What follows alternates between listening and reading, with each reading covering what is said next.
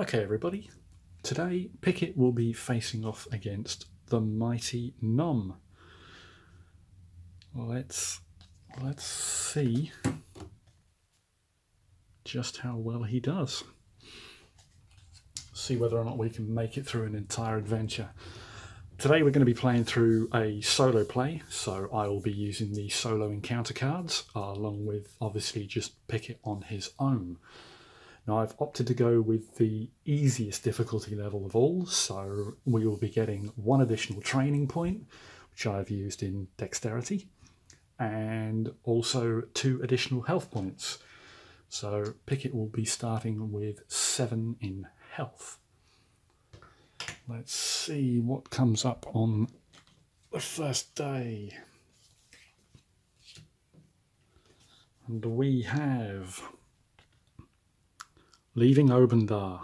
Only 12 hours till dawn and the send-off ceremony that will no doubt change the lives of every remaining Gearlock, and likely every life in Daylor. Weapons and supplies are ready to go, but the night is young and adrenaline fills the veins. It's clear no sleep shall be had tonight. There's sure to be some shady peddlers and some dark alleys ready to deal in loot. Then again, some last-minute training could pay dividends by the morning. So, what to do? What to do? Let's have a look at our options here.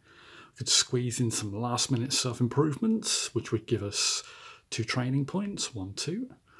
Or we could shake down a shady peddler and gain 1 training point, and each member of the group would receive 2 loot, of which we can only keep 1. But I think let's go with the 2 training points. Let's go with the 2 training points. So for my first training point, I'm going to go with Stand Ground. Let's try and get Picket some new abilities. So this should be interesting, and we'll put that in the top spot. And next up, what are we going to get? Let's have a look. Ooh, interesting.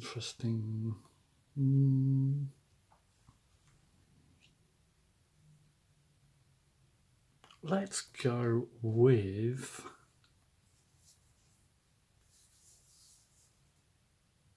an extra defense, maybe?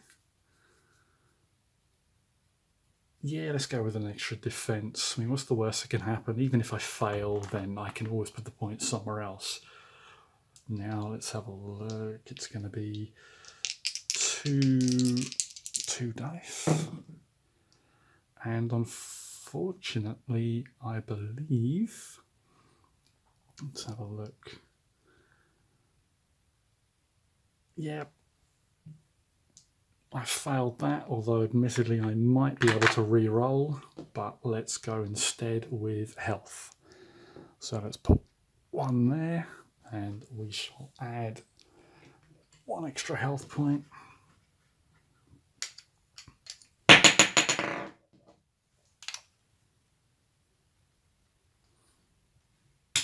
So that's a lot of health. That's a lot of health. And we're also going to get 1 point. So put that off to one side. Let's go with day 2.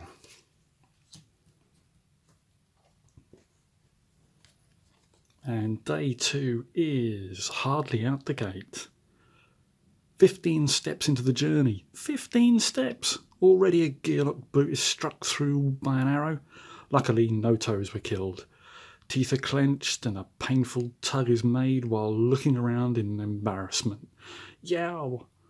Now sufficiently ticked, it's time to return the favour to the ominous figures at the edge of the woods. A commotion breaks out atop the city wall, interrupting all thought. Guards have now spotted the brazen intruders and are notching their arrows. The help is at the ready. Like it or not, the adventure is underway. So we have 2 options here. One is the BQ baddie points. At the start of each round, arrows from the wall will deal 1 true damage to each baddie, which is recommended for first-time adventurers. And it's time to show Obendar what gearlocks are made of.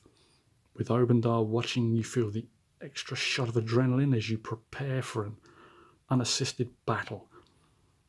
I think I'm going to go with unassisted. I mean, we've got plenty of health. What's the worst that can happen? So we need to arrange the BQ points. Now, what I should have mentioned was we are now on day 2, so it's going to be 2 plus ourselves, so that's just going to be 2. Let's have a look at what we've got. I'm sure during the recovery phase I could have looked ahead, but I prefer flying by the seat of my pants, so to speak.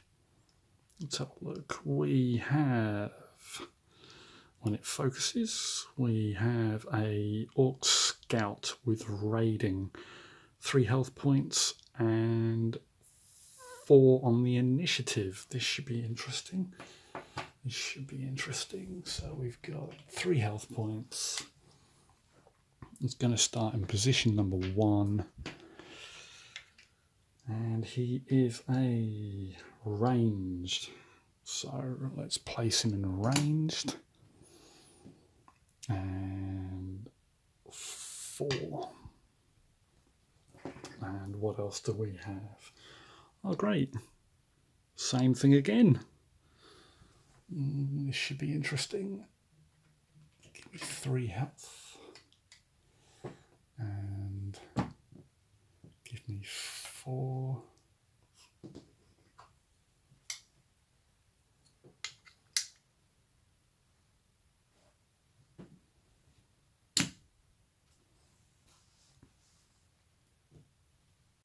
Okay, so raiding's not gonna be fun. So raiding essentially has any other unit on the battle mat who matches them, which in this case is for every additional orc, they gain +1 to attack. That's not going to be fun now, is it? Let's find out where Picket sits on the initiative track. 2. Awesome. So we go there, and now we are almost ready to go. Now I believe that the initiative, or innate, I beg your pardon, for Picket is Shield Wall. At the start of battle, Picket may roll all of his defense die and place the roll defense in active slots. But obviously any bones may not be placed. So we have 2 in defense. Let's see whether I get lucky or not. I sort of get lucky. I have some defense, so it won't all be against us. Let's have a look where it goes into my active slots. So there's 1 there and 1 there.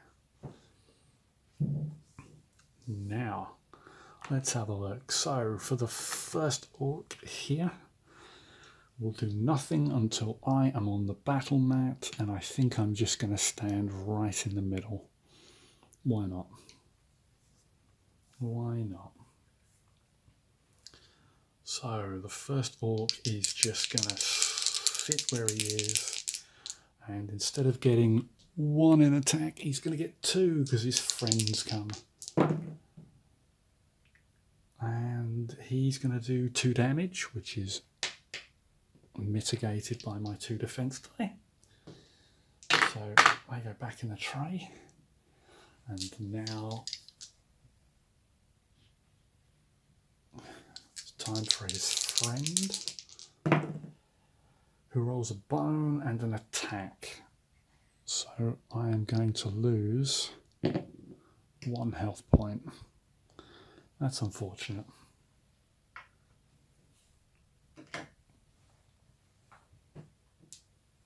But now it is my go. And with 3 in dexterity, I am going to move forward 1. So I now have 2 in dexterity. And I am going to roll. Let's see.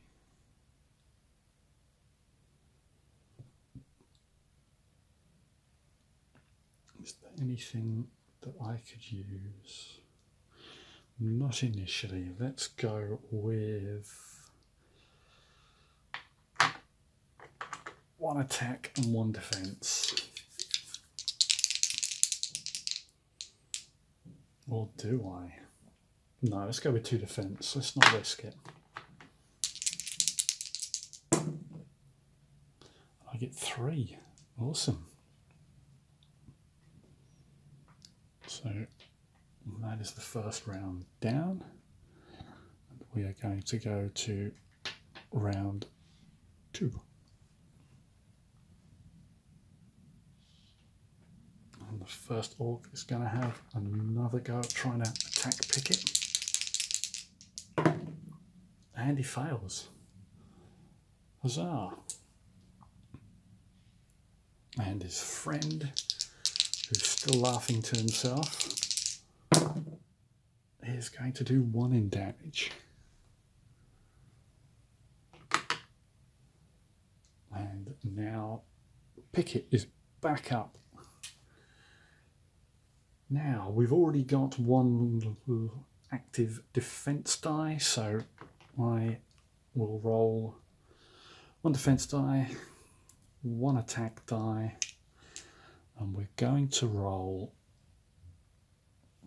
our little stand ground die. Let's have a look whether we have any success. Ooh, we have a bone, which I will place in my backup plan. We do 1 in attack, which is good news, because that brings him 1 step closer to being defeated. And lastly, we have 1 reusable bone. That's good. So just having a quick look at Picket's reference sheet. Let's see what reusable bones are. May use this in your backup plan. After use, put it back in its skill slots. That's good. That's good. Now, I do have 2 bones in my backup plan right now, which means, could I do a shield bash or do I wait until the next turn? Let's have a look. I could shield bash. Let's have a look. Let's see how much damage that would do. Total number of removed defense in damage to targets. So I could shield bash and take the first orc out, which I think I'm actually going to do. Yeah, let's be risky. So as the skill dimensions, it goes right back where it came from. Obviously this may not always happen with certain skill die. And my 2 in defense goes back. And we're going to do it to the orc right in front of me. That's 2 damage to him, and he's defeated. Off to a good start. And with him being defeated, we can remove the initiative die. And now we move on to round 3. Let's have a look. So, start over once again. And the orc is now only going to get 1 attack die because his friend got bashed by a shield. Let's have a look how well he does. Ooh, 1 damage. And I have no defense remaining at the moment, so I lose a health point. And it is now my go, and I'm just going to move across. So my remaining 2 dexterity, I'm going to roll 2 shields. we need a little defense. And I get a bone and a shield again. So the bone is going to go into my backup plan. Shields are going to go into my active slot. And we're going to move on to round 4. Now I better hurry up and bring him down, or I might have to start facing some nasty fatigue, which is not good fun. So the orc's preparing his bow once again. See whether or not he can do damage. And he doesn't. Good news. And again is my go. So with my 3 dexterity, I am going to go with another shield. I'm going to go with my skill die, and I'm going to go with an attack die.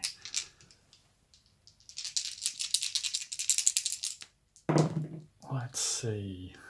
Ooh. So we get yet another shield. We get another bone.